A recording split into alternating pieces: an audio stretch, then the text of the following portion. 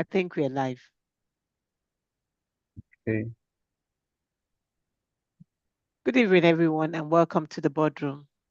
Today is another beautiful day. It is Tuesday, the 27th of May, and we will still be continuing our read, The Mind of the Leader. The Mind of the Leader is written by two leadership experts, and I would like to call their names Rasmus Hougaard and Jacqueline Carter.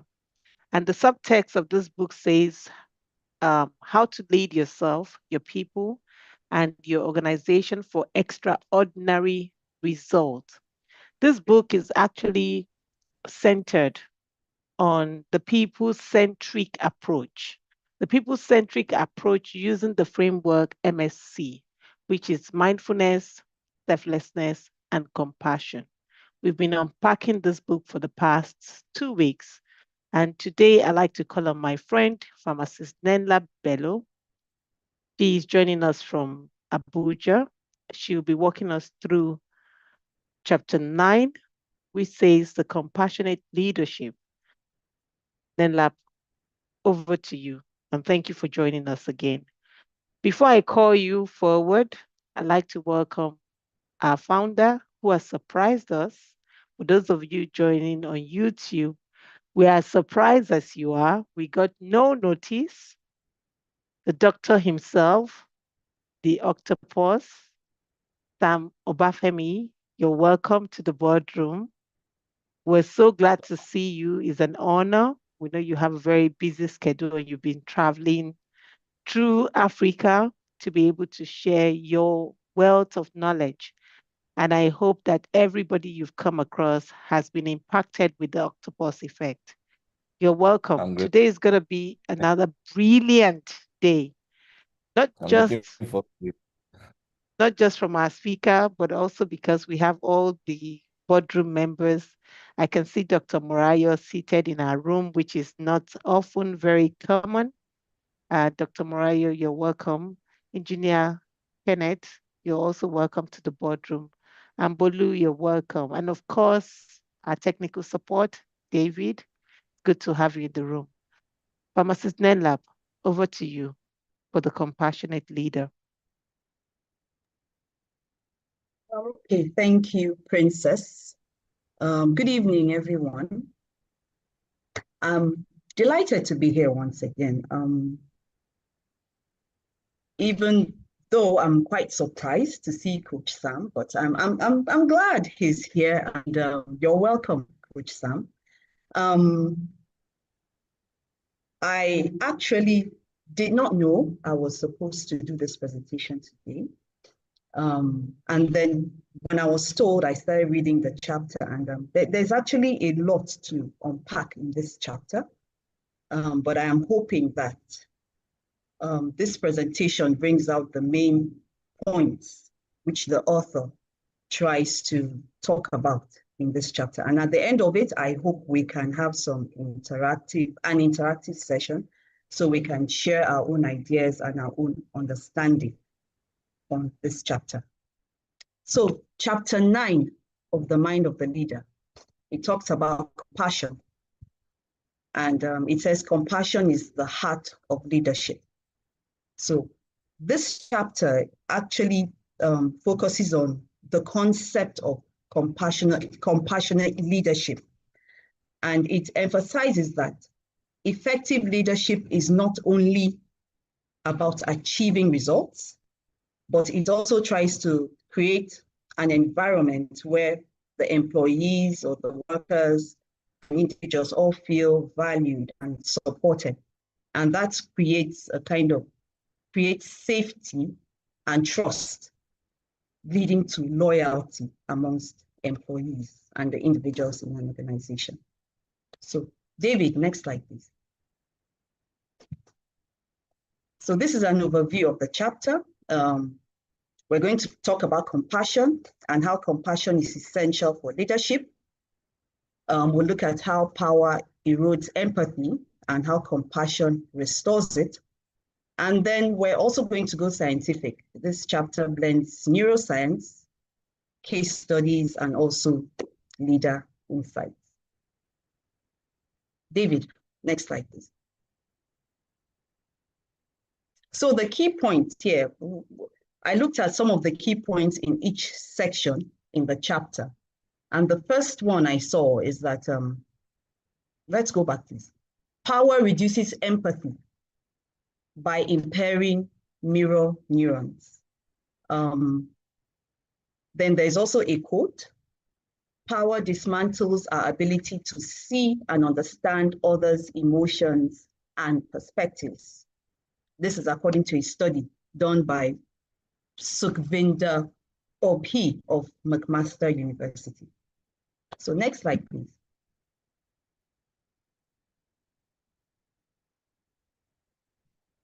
Okay, so the chapter begins with a case study of John Stumpf and Wells Fargo.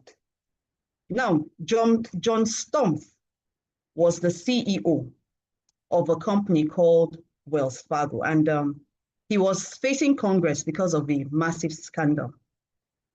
Now, the scandal was, there was a question why the bank that had $1.8 trillion had set up 2 million false accounts. So John Stumpf was facing the Congress and trying to explain how that had happened and why, when this was discovered, about 5,300 employees were fired. From this, the author goes on to tell how, while John Stumpf was defending himself, he was very detached. You know, he just didn't care what happened about the over 5,000 employees that were fired. It says he didn't seem remorseful. He seemed just a little taken aback, but he didn't really care what happened to the employees, and he did not take responsibility for what happened. For him, the employees were wrong and they had to be fired, and he fired them. So the behavior of John Stumpf can be explained through a research by the neuroscientist Sukhvinder Obhi from McMaster University in Canada. In this study, Obhi put people with various levels of power under transcranial magnetic stimulation machine to measure their neurological activity. Let's go to the next slide, please.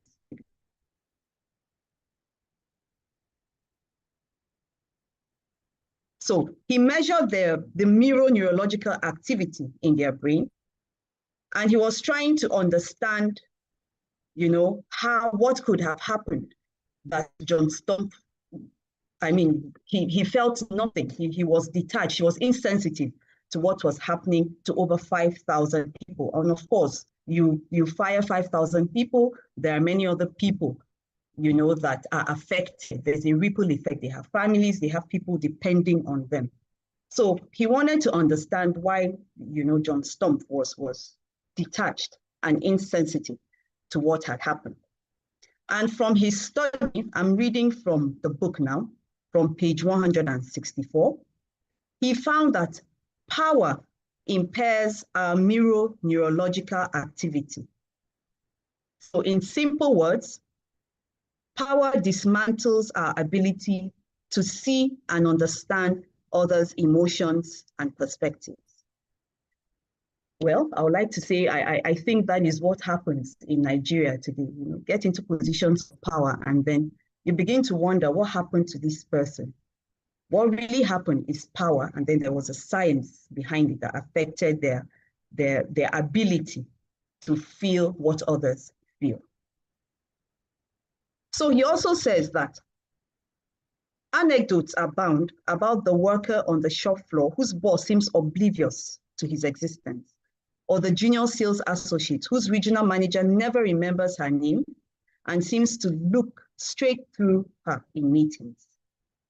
So he concluded from this research that power, even on a neurological level, disconnects us from the world and leaves us in our own bubble. So there's a scientific explanation to why leaders become the way they become when they are in a position of power for a long time. And he's saying that is what happens to most leaders.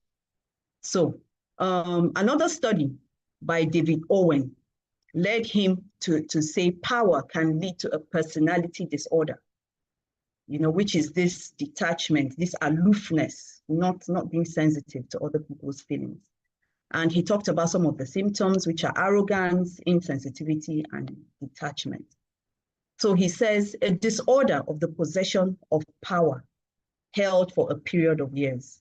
So when you're a leader in a certain position over time, this scientific thing begins to happen to you, and then you become detached, insensitive to whatever anybody else is feeling. Next slide, please.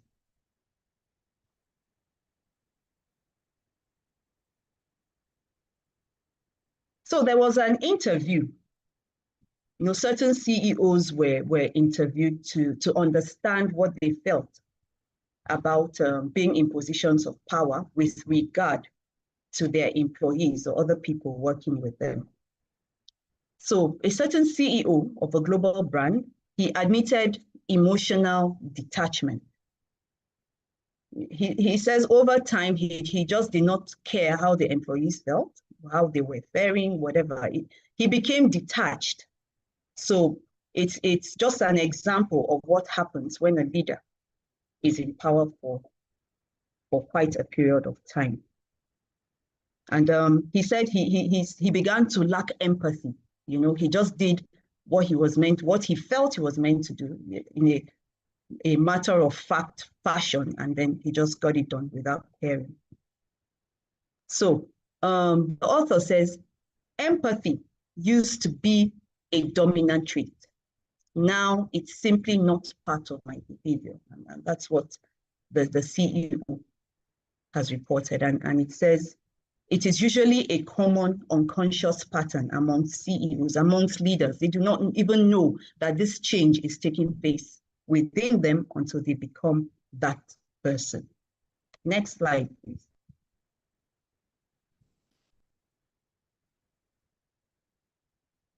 So what is the hidden cost of leadership?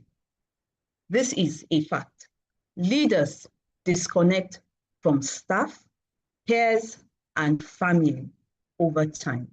So the longer a leader holds on to power, the more the possibility of him becoming disconnected from his staff, his peers, and his family. He becomes a different person. He becomes somebody who is detached, lacks empathy, lacks compassion, because he has been in that position of leadership, and over time probably has had to make decisions that have affected people negatively. So he has unconsciously learned not to care about people.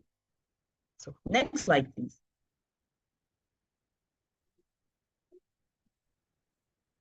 So another survey was done with over 1,000 leaders. So 91% of them said they know that, yes, compassion is very important for leadership. They all admitted compassion is important.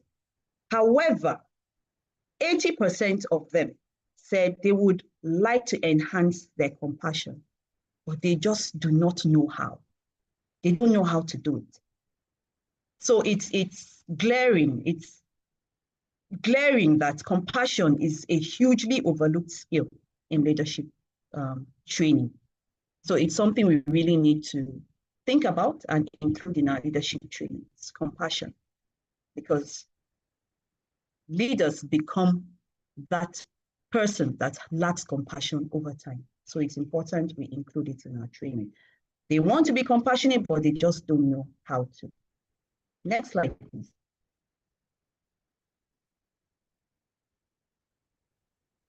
So let's talk about compassion. What is compassion itself? Compassion is the ability to put oneself in others' shoes, understand their challenges, and how best to help them. That is simply what compassion is. Now, compassion Compassion is not really about being weak or being a people pleaser or not standing your ground for whatever you believe in, or not doing what you're meant to do, even if you know it's going to hurt another person. That is not what compassion is. Compassion is being able to understand what the person is going through so that whatever approach you're using in dealing with that person is the motivation behind that approach is you're trying to help that person. In the end, you're trying to ensure that whatever that person is going through, he comes out okay and able to face whatever challenges may come their way. So next slide, please. Okay, the book also talks about the qualities of compassion, and he mentioned 4 qualities of compassion. The first one is wishing others happiness. And how do you wish others happiness? You develop a healthy, positive motivation for what we do. Now, everybody wants to be happy. Everybody wants to be successful. Everybody wants to be happy with what they do. We want to be happy. Our employees want to be happy. The people we're leading also want to be happy. So when we're able to develop a healthy, positive motivation for whatever it is we do, it changes our actions and our behaviors. So the chapter talks about Narendra, and Narendra was, I guess, a supervisor, a leader, a CEO in her organization. And then over time, Narendra learned that motivation can play a significant role even when tackling a situation as difficult as letting people go. So whatever motivation we have, let there be compassion behind it. So with compassion behind our motivation, whatever conversation we want to have, whatever it is, that motivation, there should be a certain compassion for the individual, for how the individual will receive whatever we're saying, the consequences, the impact it will have on that individual. So if we're able to develop this positive motivation, you know, not about destroying the person, not about wanting to see the person suffer, but also wanting to see the person doing well with whatever we're confronting the person with. You know, it's wishing other people, wishing others happiness. So it's going to help that person, you know, to remain happy and be able to face whatever challenges they may have. Then the second quality of compassion is wishing to alleviate suffering. So it's about balancing the care of the individual with the care of the organization, which can be quite difficult because this is your organization. Usually for businesses, you said businesses for what? Different reasons, mostly profit, impact, whatever it is. So you have your goals, there are things you're trying to achieve. So how do you balance the care of your individual with the care of the organization? I'm trying to, on page 168 of chapter 9, it says, when you make decisions that adversely impact others, how do you feel about it? The next time it happens, try to develop a compassionate attitude and intention toward the people involved. Then notice how it changes the dynamics of the experience. So whatever it is, you know, try to see how you can help the person alleviate the suffering, make it better for whoever it is. Then the third quality of compassion is enjoying others' success. And it says, develop a genuine motivation to support and celebrate the success of your people. It's okay, there's nothing wrong with it. So the joy of celebrating the success of others is an invaluable leadership quality. So sometimes, yes, our ego gets in the way.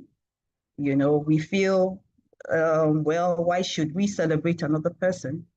But then we should understand that we actually cannot do anything alone. We really cannot achieve anything on our own. It's about the team. And once we understand that we're working as a team, you know, that person's success automatically becomes our success. So we're better able to celebrate the success of others. So it's about changing our mindset and then trying to, you know, look at it from a different perspective. We're working as a team. This person wins, I win. So, you know, it's easier to celebrate the person that way. And then the fourth quality of compassion is seeing others equally. Develop the ability to see others as truly equal. It's something that needs to be developed, I believe. It's something we need to practice. It says, the chapter says, by default, the human mind categorizes experiences into 3 buckets: things we like, things we dislike, and things we are neutral about. Out of liking comes craving and desire. Out of neutrality comes indifference.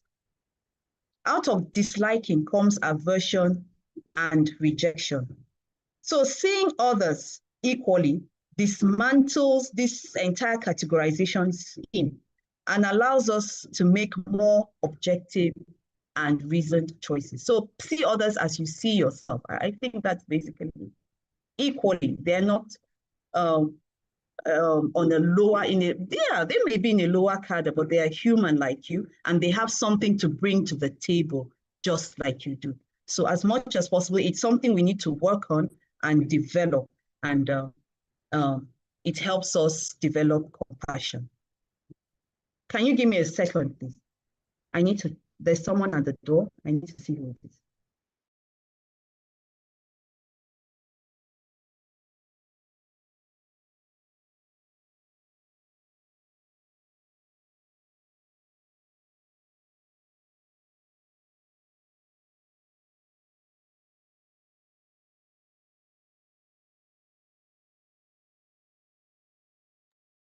I'm so sorry about that. Next slide, please, David.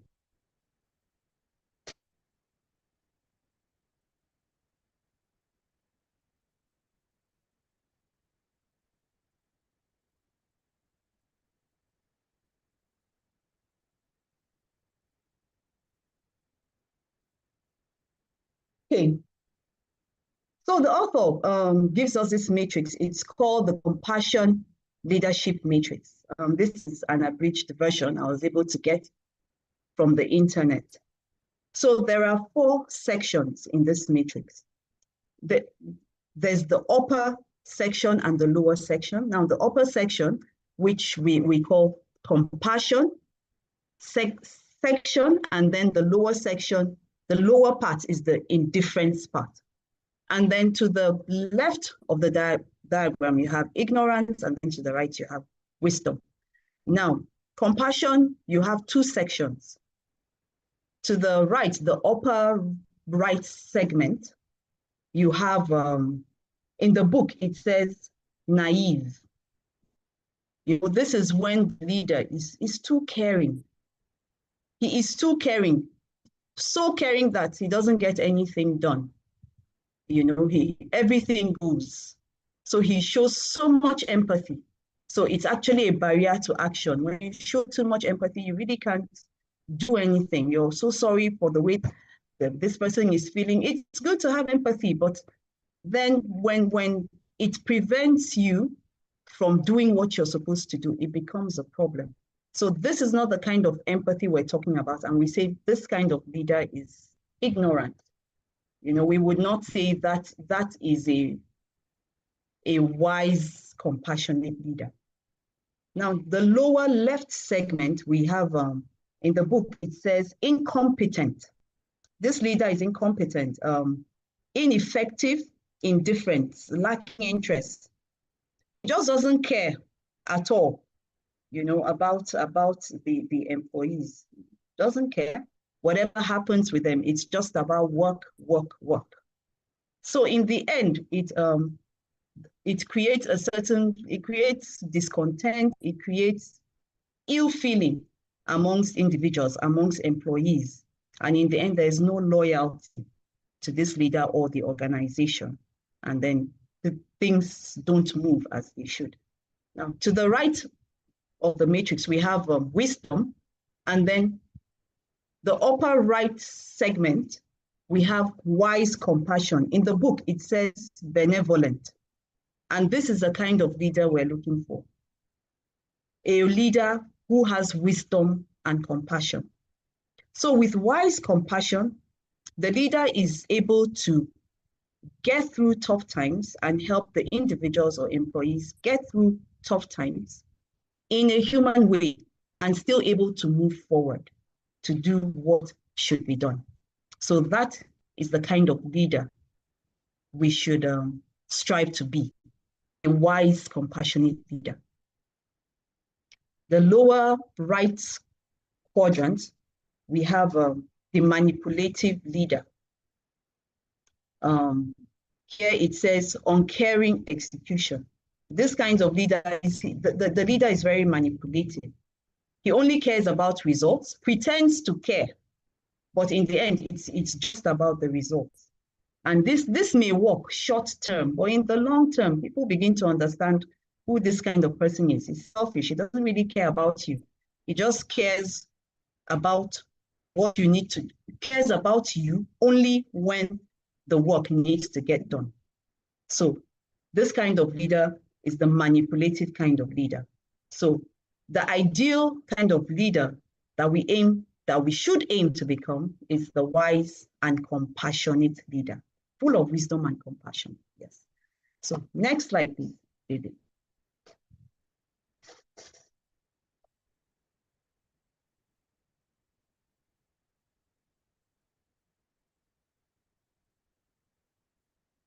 Next slide, please.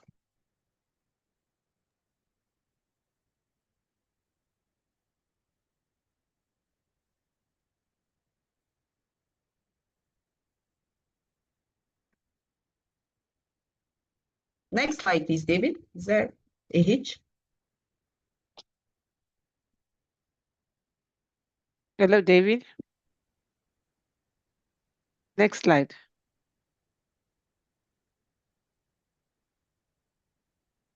So the author is urging us to build compassionate leadership. Earlier, from the survey done with over 1,000 CEOs, 80% of them said yes, they knew it was important for a leader to be compassionate, but they did not know how to be compassionate. So the author is saying it's important that we go through training. Compassion is something we can develop. It's something we can build. It's something we can be trained to become. So he says, how do we become compassionate leaders? So we train to become compassionate through mindfulness. Yesterday, Samira took us through the steps for mindfulness. It's important to be very mindful. And what is mindfulness? Mindfulness is being aware. Is being aware of yourself, of the other person, whatever it is you're feeling, whatever it is going on. Just be mindful, and you can learn to be mindful. As I said, Samira took us through the steps, to be mindful, to learn how to be mindful yesterday. And then there's active listening, actually sitting down and listening. We've talked about active listening quite a number of times. Listening to what the person is saying. Active listening, they say it involves your ears, you're listening with everything you have, your brain is working, you're taking everything in. And with active listening, you can repeat what the person says just to let the person understand that you hear the person and you understand. So compassion can be learned through active listening. And then self-awareness. I went somewhere and someone was saying, he said, how can my organ not know that he's wicked? So I laughed. And then when I read this book, Self-Awareness, you should be self-aware. You should know yourself. You should know what you are capable of. You should know who you are. I cannot say I am not aware of the things I do. I do not know what triggers me. I do not know what I am about. So it's important for the leader to know themselves, to be self-aware. So when you're able to know yourself, it's easier to understand other people and easier to show compassion. Because when you know yourself, you can have self-compassion. And when you have self-compassion, it's easier to have compassion on other people. So there's another quote I got from here. Compassion plus wisdom equals balanced leadership. Next slide, please, Stevie.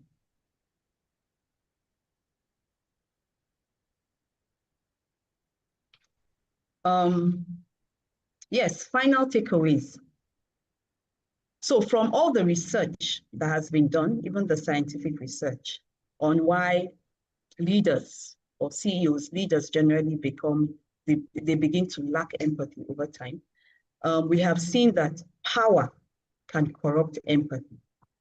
When you hold on to power for a period of time, you begin to, you just don't care because there are decisions you have to make, things you have to do to push your vision forward. So sometimes, as the book says, it happens without your knowledge. It just keeps happening until you become that person. So yes, we should know that power truly can corrupt empathy, but compassion, when we're able to develop it and build it, can restore that empathy. Then it also says leadership is human connection. Leadership is not just about giving orders or giving commands and expecting everybody to jump to make your vision come true. No, it's about human connection. And how do we connect with humans? Through compassion, understanding them, understanding their feelings, wishing them well. We've talked about the qualities, wishing them happiness, wishing them everything good, listening to them. So it's about human connection, and that's the best kind of leadership. So I've taken this quote. Compassion is the key that truly enables human connections with our people. Without compassion, there's no way we can connect with anybody. It will be very difficult. So it's important we develop compassion to be able to connect. And when we connect, our vision becomes everybody's vision. We're able to build loyalty amongst individuals in our organization, and everybody is pushing our vision forward, trying to achieve our goals. So in the end, compassion is wise egoism, because the truth is, when you show compassion, you're happy. In the end, it's about you, really. You show compassion to another person, you make that person happy, you make that person feel equal to you, all the qualities of compassion. In the end, you are happier. So when we show compassion to other people, we are able to build compassion within ourselves and show compassion to people. We are happier for it. So in the end, it's about our ego. It makes us happy. So last slide, please, David. Okay, so I've come to the end of my presentation. In the course of reading, I was able to, I came up with some prompts, some questions, which I'm hoping we'll have enough time to discuss. But like I said, this chapter, there was a lot to unpack in this chapter. I just tried to bring out some of the points that stood out for me. So I'm handing over to Princess now so that we'll have more interactions. Let's talk more about the compassionate leader, and then hopefully let's have this discussion. So thank you, everyone. Over to you, Princess. Thank you, Nenlap. I wanted to say thank you, Madam Speaker.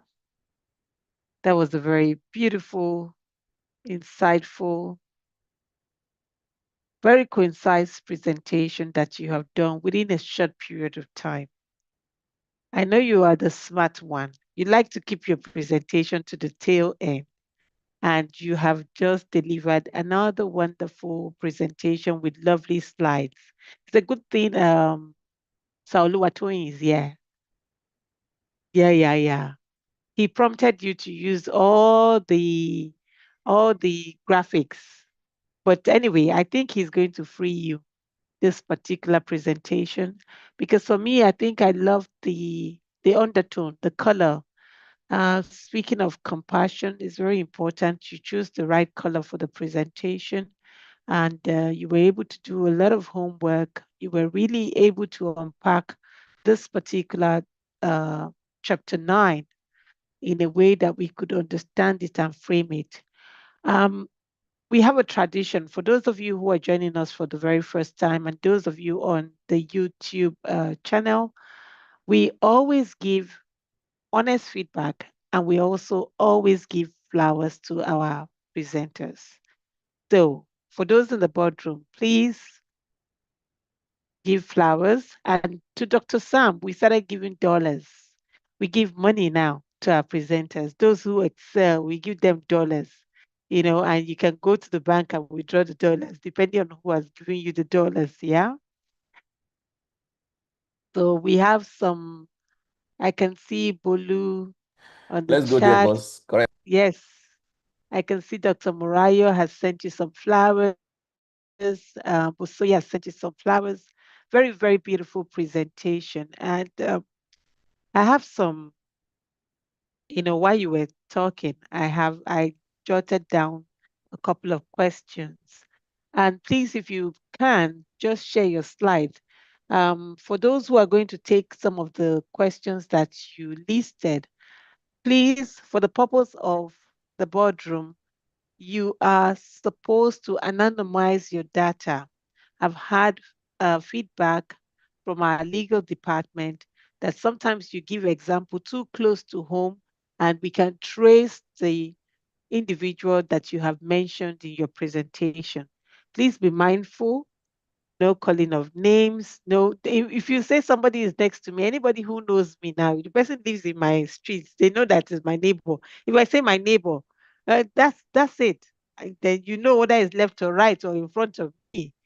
You can find that particular individual. So when you're giving your data, try to at least frame it, polish it so that we don't know um, who the individual is. No mention of your colleague, no mention of your bosses, paint a picture for us. I think we'll be able to understand. This is the boardroom. Um, so to you, Nenlap, you did mention that compassion can be taught. And in my brain, my tentacles went up. I feel that is so difficult. And I have a different school of thought. As much as I do agree that compassion can be taught, and to everyone in the boardroom, I think we can unpack the discussion from that angle.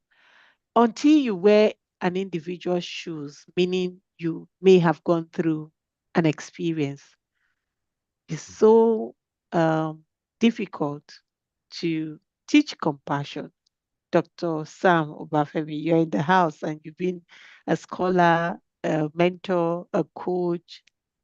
How Yeah. is I don't know. You have to be determined to work this, MSc leadership, attitude or approach. You have to be determined. And there must have been some element of shock, in your life as a leader that you now come to this route to say, this is who I want to be. This is who I want. If you don't really have that trait of empathy and compassion, because I've seen leaders that are on the extreme. And I Yeah. think it's because they've not experienced certain things, or Mm. perhaps they've experienced too much of certain things, you know, and they just, switch. So that is one line of discussion.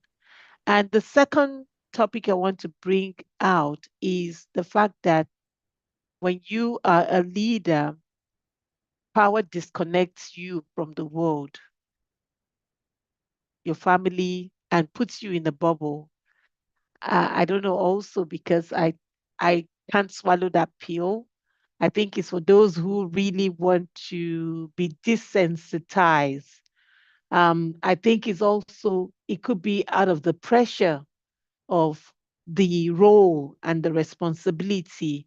And then you begin to shift towards a certain bubble, and you get that disconnect over time. So maybe we should think along that line and just talk about those two questions because for me, that was really heavy to unpack as a leader. Powerful. I would like to, once again, well done, Pharm Nenlap. That was a very articulate presentation. And I'd like to jump on this from responding to my co-founder, Princess, with respect to these two thoughts. Firstly, I'll say it's easier for compassion to degenerate than to build compassion. Like you rightly said, if one is not groomed with compassion as a value system, it's very difficult to catch it on the way. It's not something you just grab on the way because it's a neurological thing. It's a wiring. And if in the upbringing and the early years experience, the wiring to compassion is not tended to, you're likely to become more of a narcissist and more of an opportunist than a compassionate person, unless, of course, you are temporarily compassionate because you want something from that spectrum. So it's easier to degenerate with compassion than to be trained in compassion. So on that note, I agree with Princess a lot because it is not easy to train someone who is not wired with compassion. It's very hard because it means the person has been raised with some form of either survival instinct or some form of transactional instinct than a compassionate instinct. However, being a compassionate person does not also immune you from losing it, which is why I now agree with the theory in the book that says when people stay in power or experience power for a long time, they are likely to start actually misbehaving. If you look at every African icon, even up until this, okay, mentioning names carefully, there are several case studies of states, heads of states across Africa who came on as heroes. And then we're wondering, okay, what went wrong? Like, how? How did this happen? So yes, it is very possible, and it's been more of the pattern than the other way around, that when people are in power for a prolonged time, they actually have a disconnect over time because, again, there is a new normal. And the way the protocol of government works or power is that there is a paraphernalia of power. So you're actually shielded. It is intended for good because you're supposed to, in quotes, be protected from any, just any riffraff kind of information.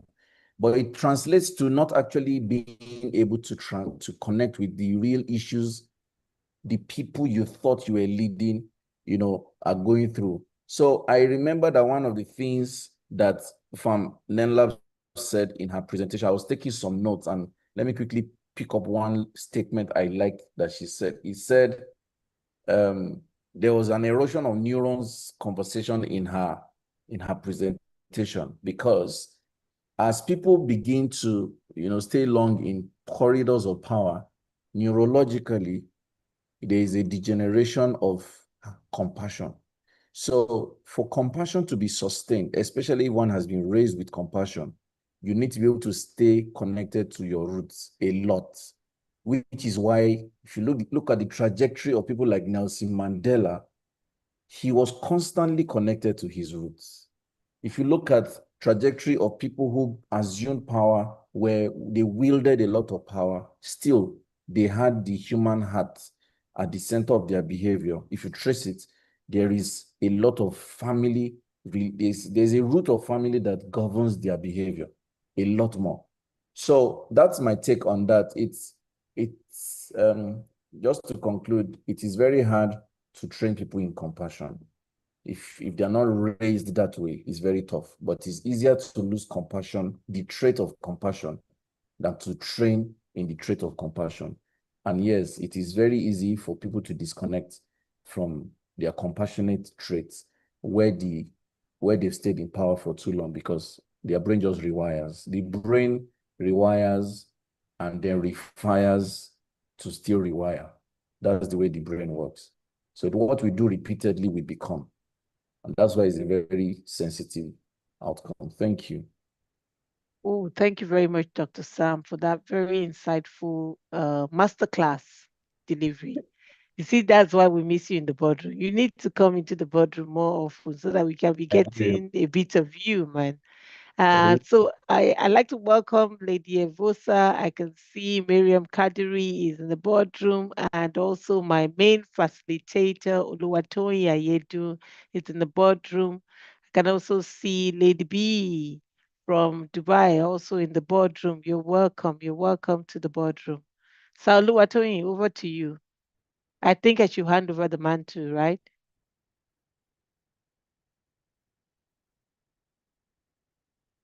Are you there, Saoluwatoyin? Can you speak to us? Nenlap, you still have your, oh, you have dollars, dollar. You have some money and diamond from Miriam. Don't forget to get your money. She's very rich, by the way. Don't forget to get your money, huh? And let me see if this is a bundle of note or it's just $1. I can count those dollar. Wow. You have a lot of money, girl, and some diamonds. Who is going next in the boardroom? Who is going to give a comment? Lady Evosa, Miriam, Bolu. Yes.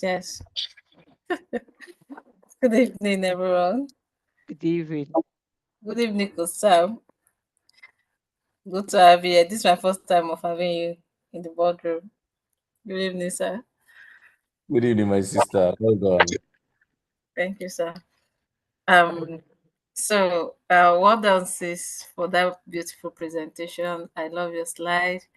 I love your presentation, and I love the fact that it's so much explanatory, despite the fact that you said it was today or where you got to know about the presentation that you went through the book. Doesn't seem that way at all during your presentation. So when you were talking, the first thing that came to my mind is this thing. You said we should not mention name, but this one I have the authority to mention the name because she's my mom. She used to say something to me anytime I'm traveling or going to a new place, wherever. And it's a song in Yoruba that says, Ta'abawolu ta'abalenikan iwalani, which means that if you are going to a new place and you realize that you don't have a family, you don't have anybody, the only thing you should have is character, good character. So now when you were saying this, I kept reflecting on that is this song or something that wherever I'm working, whether I'm the leader, even if they are working for me, whatever the position I find myself, the word I should keep in mind is character. And you cannot talk about character as an individual, having good character without being compassionate. So the message you mentioned here has been that the more compassionate you are, the more loyal people will be to you because it has to do with you knowing them. I remember what I read in the introduction of the book, the one I presented that talk about mindfulness as the ability to understand people and even your surroundings, being present in every situation, being aware of what is happening, where it's happening, and who it's happening to. So it's still about compassion. That means if I'm not mindful, that shows I don't care. If I don't care, I may not be kind. I may not even know when they are going through a certain stage in their lives. And when I don't know, there is no how I'm going to help or show kindness to them. And when you are kind to people, when you are compassionate about their affairs, naturally they become loyal. Naturally, it's just a give and take kind of thing. So they feel happy working for you. They do so many things out of kindness, out of the fact that they are just giving back. So it's more of whatever you give, whatever you sow, you reap. Whatever you give, you take back. So I realized that to make people happy when they are working for you have to be compassionate about them. You have to be mindful of their affairs. Empathy is also part of it. So leadership is not just about giving rules, telling them to sit and stand when firing and hiring. It's about being present in people's life, being mindful of the way and how you treat them.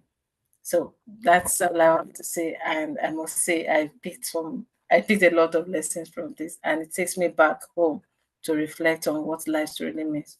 Thank you so much.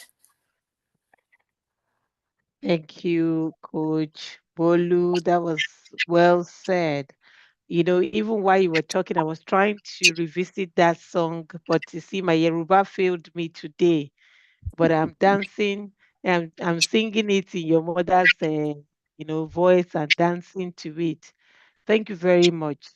Compassion is very important. For those of us who are compassionate leader who practice it on a daily, we've seen the value of it. It's very important to be able to lead people with compassion. It goes a long way, and it helps build trust and integrity in the ecosystem. Dr. Morayo, over to you. I see your hand is up. Good evening once again, everyone. Thank you very much, Pharmacist Nenla, for your beautiful presentation. And one cannot overemphasize being compassionate. I think it encompasses everything. To be a good leader, you have to be compassionate. You have to put yourself in in your subordinate or who you are leading their shoes. You need to, feel them. And that's this discussion prompts that she's asking us. I I try to see in my own sphere how I can practice compassion as an everyday leadership. And also, um should companies train leaders in compassion? I know Coach Sam has said something about maybe you have to have some compassion before you will now. It's not something you just pick up like that. But one thing that is going through my mind is that since they can be trained on emotional intelligence, I think by the time you are an emotional intelligence person, you will have more compassion. And if companies can do some of those courses, short courses on emotional intelligence, I think it will go a long way in them raising compassionate leaders. And then it will make our leaders, lead using mindfulness, being compassionate, being selfless. And though you might say being compassionate is an inborn thing, you get more and more on it. But I think short courses on emotional intelligence, self-awareness can make people to be more compassionate and open their eyes more for them to be, especially in our leaders. That's something that is lacking in most leaders. They just want to be, boss over everything. And if this can be even from a young age, if we can starting from our children, our family, I think it's something we should all endeavor to practice more and live it. Thank you. Thank you very much, Dr. Morayo. Very well said. Actually, I think it's important to stress here that the topic compassion is taught just the same way as the many pillars of emotional intelligence, of which empathy is a pillar. If you remember the five pillars of emotional intelligence, um, compassion is being taught. I remember in Pan Africa we had a speaker some time back. I think he was one of the members or the head of this young gentleman, Kusam. If you can remind me, he's from Akwa Ibom. I can't remember his name, but he talked about empathy slash compassion. If you remember that That's presentation. David Ogunshola. Uh-huh. And also there was another Akwa Ibom coach from Akwa Ibom. Okay, okay, He's okay, the okay. head That's of, yes. brother. The ICF Nigeria president, yes. Yes, he talked about empathy and compassion, and he talked about the differences. Yeah, why Yes. compassion can be I'll tell you taught, more. but really whether we can take it over in a classroom and really, but I mean, why not? We have this book, right? So for this book to be written and the many books that they have written, if you remember, they also have three other books in their bookshelf, and all of them tailor towards being people centric. in terms of the approach. So yes, it is being taught. Yes, Akanimo Ekong, president of ICF Nigeria. This is one of the topics that he loves to teach. Is a big topic. If you can find the video, you can go to Pan Africa. You'll be able Yes. to get one of those videos from that particular gentleman. So So if you don't yes, it mind, can be taught. if you don't mind, my co-founder, just to amplify what you said, responding to Dr. Dr. Morayo. Morayo. Yes. So it's a good thing that we're, doubling down on this particular conversation, because so generally it's not impossible to learn compassion and empathy.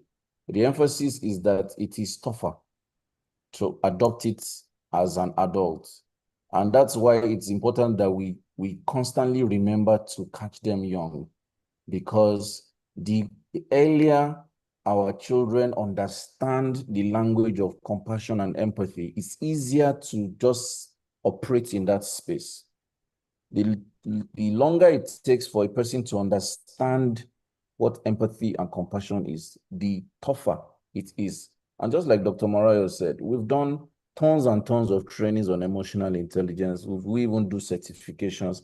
And many times in those processes, you find people arguing the feasibility and whether it can work, because it is a lot to rewire them to think around those lines. So just like a soft landing, it is not impossible, but it takes a lot more effort. Imagine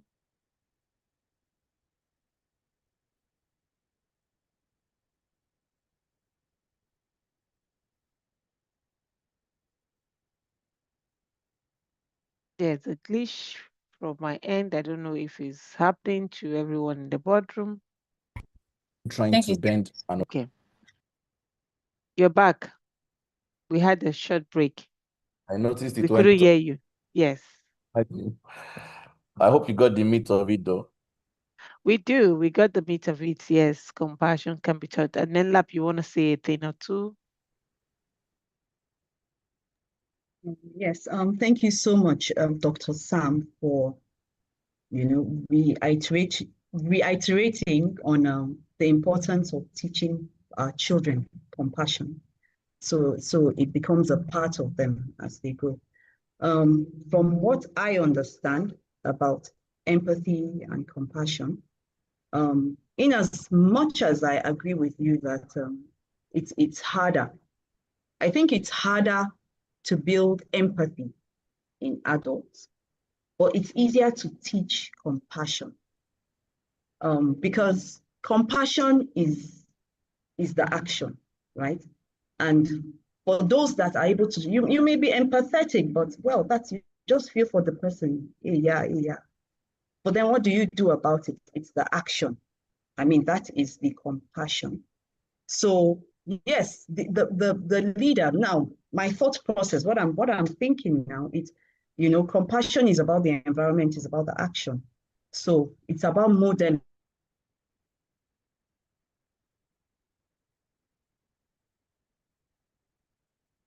Not a how glitch. to act, what to do in certain situations. So yes, compassion. It may not be so difficult to teach, to learn compassion, because it's the action. Yes, it comes from empathy, but then sometimes it's the action you show. You may be with your employees in the office, and maybe I should give an example. My own one of our employees, he kept having. I noticed he was always going out, coming in. So what's the problem? What is it? He said he had just come into Abuja a year ago. He was living with his aunt, and then she had given him a month's notice. She wanted him to leave. And of course, he did not have enough money to rent a place. Now, in my head, I'm thinking, how much have you brought into the company since you came? But then the compassion, like, okay, you know what? Let's have an arrangement. I'm going to give you a soft loan, a certain amount, and let's reach an agreement on how much you're going to pay. So it wasn't about being empathetic. No. I think it was the action. Okay, let me show him compassion, because in the end, when we show them compassion, it comes back to us. It builds that loyalty. So it may not be as difficult to learn compassion or to teach compassion as we may think. Empathy is a different thing altogether, but that's what I think. I like your wavelength. I like it because this practical, actionable point can be a tool for learning and unpacking compassion. And if we could say, Coach Sam, we could develop a card, a compassion card to say, if you do X, Y, Z, and I give you an example, you just throw one on the table and seeing a cleaner, around the office who is also colored skin. And every time I walk past this cleaner, so intentionally for a couple of days, I've been watching his mannerism and behavior. He tilts his head inward and down. He's not looking to catch a gaze at you, whether, the skin matches or not, but he's just very assumably dedicated to his work. And today I went to him while in company of another colleague and I said, "Hello, young man. The next time you see me, remember I'm black. Raise your head up and say hello. Okay? Where are you from?" And he said he's from Malawi. And I said, "Great. Then we're from the same continent." You know what I mean? So that is another way of seeing people. And you talked about celebrating people, wishing them well is another way of showing compassion. So, as coaches, many of us are coaches and business owners. I think we can translate this little nuances of compassion into the organization. A little act of kindness daily can go a long way. So, if we create a card, you can also do that exercise for yourself. 10 activities you can do, and they can be very small, insignificant, and it will go a long way. So I love the way you have thought about it. And I think it's also good to rethink things because I can empathize with you really, but that's all it is, and not show any action. Lady Evosa is in the room, and Sir Oluwatoyin is in the room. I would take your comment and input. Ladies first. Yes. Good evening, everybody. Good evening, It's Lady nice to be Evosa. here again. And very nice presentation there, Lady Nella, even though I didn't come in early. And some of it I didn't hear. I was driving. It's so much noise in my car. I don't know what happened. Anyways, so we're talking about compassion. I just want to ask a question.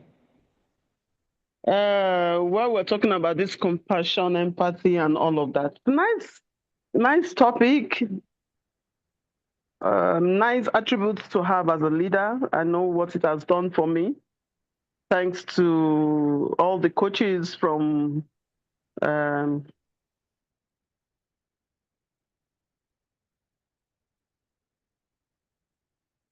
Let me complete the sentence from Seka Africa.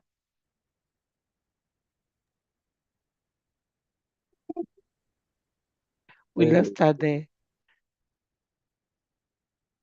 We lost her there. Lady Evosa, are you back?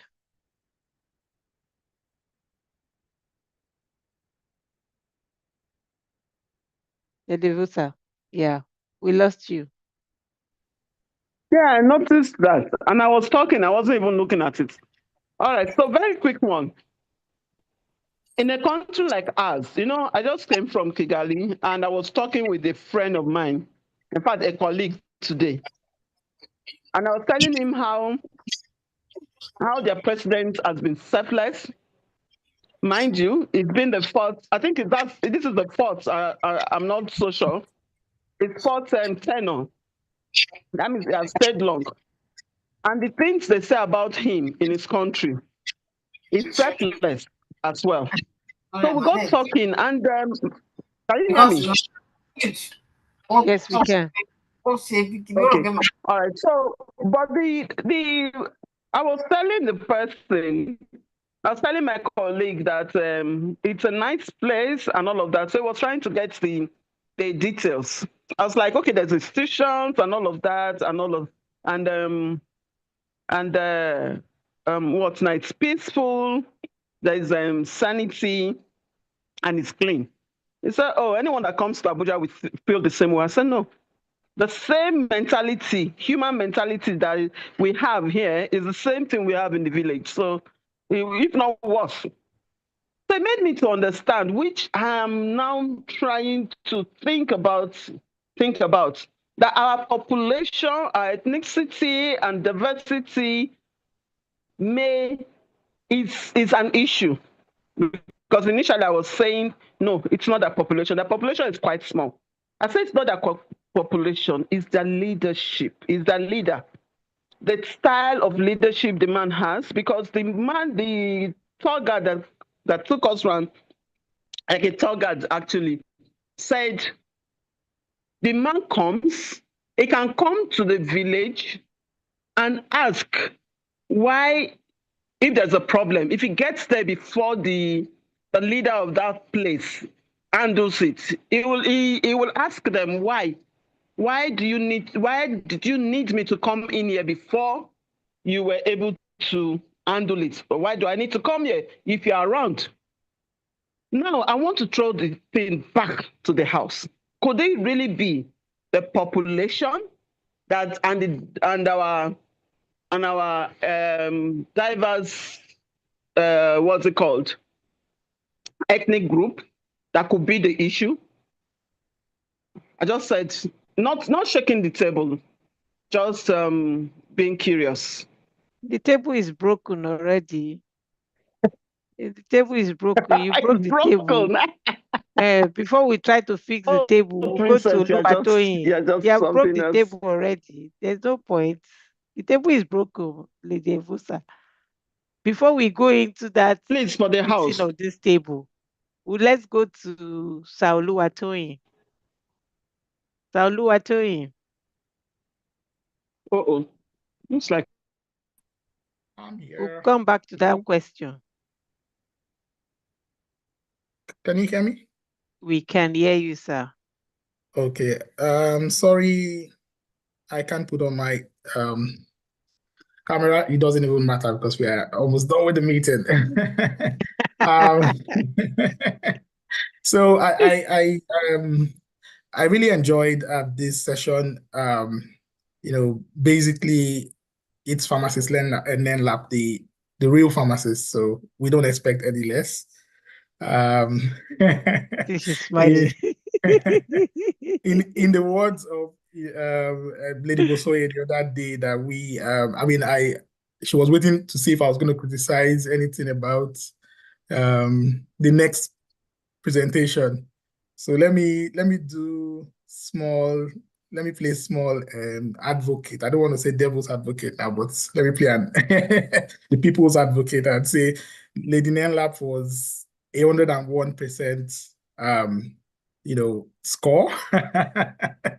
I think your slide was very detailed and easy to read, I would say, easy to comprehend what was on it.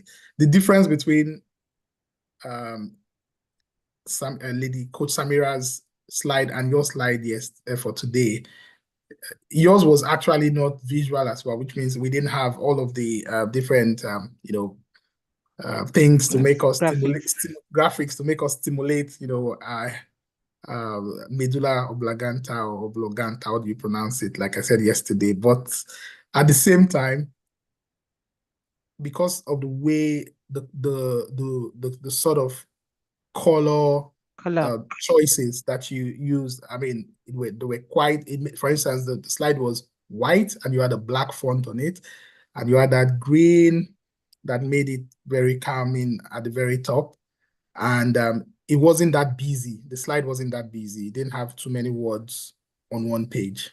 And this feedback is not because it's you. I'm just giving it for the house to understand, when we do our slides, the sort of things that we expect, so it wasn't that busy. I didn't have to squint to read the words on it. It was quite legible enough.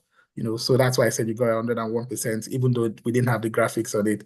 So thank you very much. And also your presentation on point, your posture on point, your body language on point, everything on point.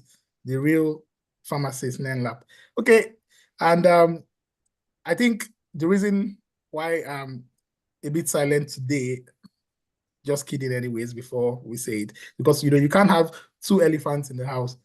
We have Dr. Sam in the house, and so you can't have me coming into the mix of things. So so that was why I decided to stay in the back burner. That's how we roll. That's how we roll. Dr. Sam, well done, sir. And everyone else, good to have you, or good to see you guys. I salute you, sir. That's how we roll. Thank you very Yeah, much. I really enjoyed Mr. the session. Yeah. Thank you so much, ma. Thank you very much. Our time is fast spent. Thank you very much, Pharm Nenlap. And see the way we all just relax to the conversation. We have Engineer Ken, if you can speak, Lady Busoye, Miriam, if you can say something. And then for Lady Evosa's question, I think we can take it offline and break the table in the boardroom, offline and continue that discussion. I think that is going to be a powerful section. For those who are on YouTube, you can join us in the house. This is a subscription-based society.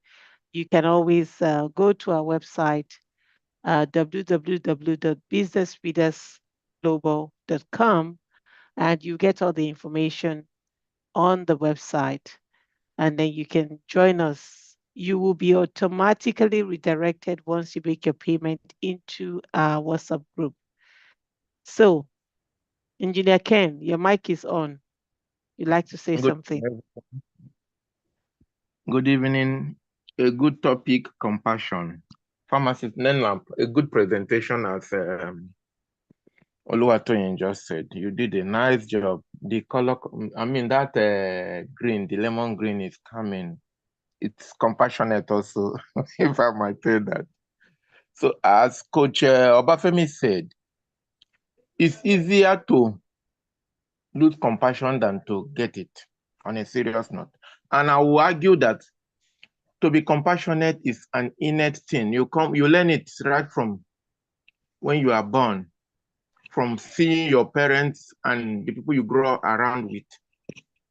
It comes that way because you don't force. You just imagine what we have in this generation and these e-trend children we call Gen Z. Just imagine them having, how many of them have compassion? They don't even care. It's because we have lost that touch of home training. Most parents don't give time to train their children and they don't show that compassion because your child learns it from you. He learns that my mom will always give a listening ear to somebody who has a problem, have empathy with the person, if possible, the action part, which is the compassion. Go ahead to help solve that problem, alleviate the problem for that person. So for me, as a leader, you need it so much on a serious note. It's one of the key qualities that a good leader must have. Because if you don't, the people you work with, I don't mind that one. Don't mind him. He doesn't care about us. All he cares is about his money. And before you know it, my dear, you will not get the best out of them.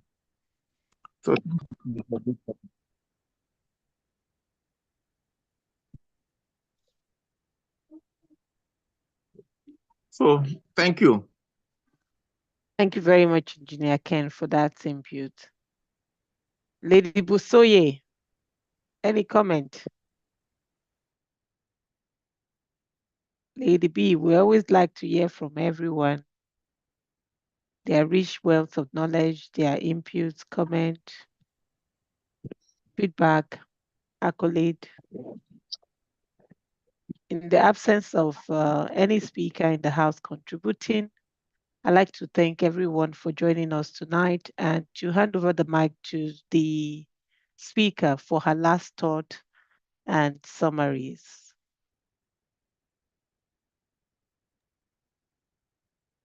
Thank you once again, Princess.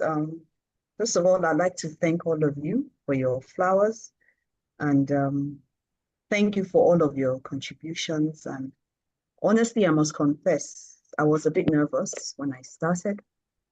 Dr. Sam made me nervous, but then I'm glad he's here. I mean, his presence here has made the conversation more robust.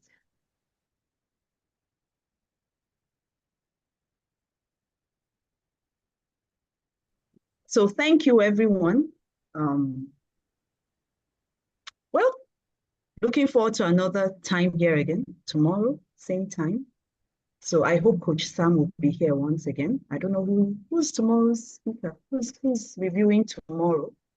And I hope it's going to Ken, that's surprise not them. you. So we have, let's see on the group. I know Engineer Ken is presenting this week also, but we should have, who do we have tomorrow? Just give me a second.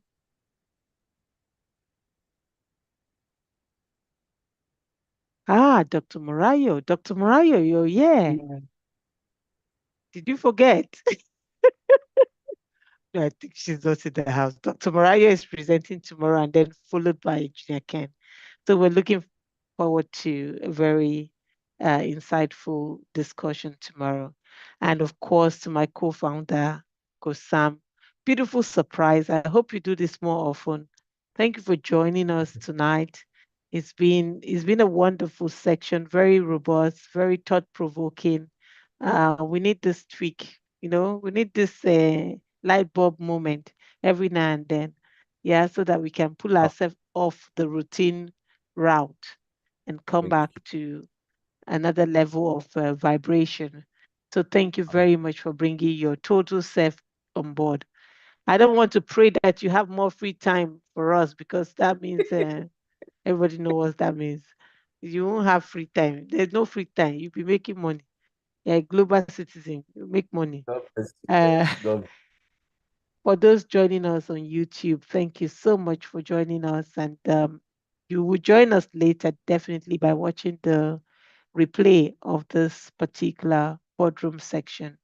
Thank you all for joining. And from Dubai, I say good night to all of you. Bye bye. Good night, everyone. Good night, Thank you. everyone.